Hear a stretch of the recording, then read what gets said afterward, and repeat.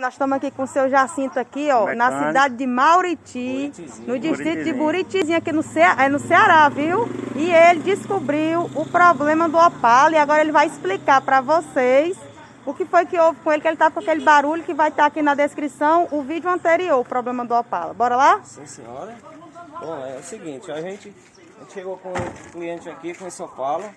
Esse Opala é um Opala muito bom, um Opala de família, que faz muito tempo que está na família deles. E chegaram com um barulho de um motor com uma engrenagem de comando barulhando. E a gente resolveu o problema deles fazendo a troca da bucha do comando de válvula. A engrenagem estava ótima, eles tinham trocado a engrenagem, só que não tinham corrigido a questão da bucha do comando.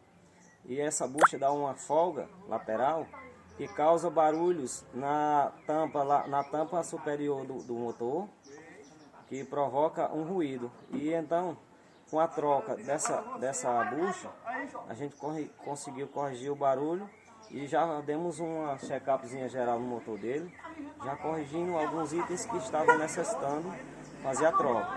Então, é isso aí, um carro muito bom.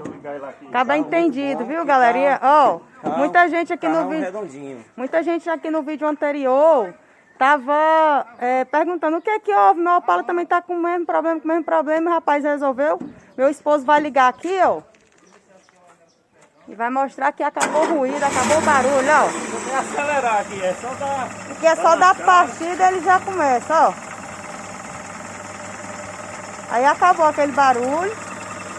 E é isso, galera. Fica a dica aí, né, pra quem quiser. Leve num mecânico bom, igual ele aqui. Pois é. É o ano 76. Aí leva no mecânico de confiança, um mecânico bom que realmente resolve e garanta. Que aqui é seu Jacinto, aqui, ó, Buritizinho, na cidade de Mauriti, no estado do Ceará. Vamos juntos. Valeu! Acelera aí, amor, pra ver o barulho o ronco do motor.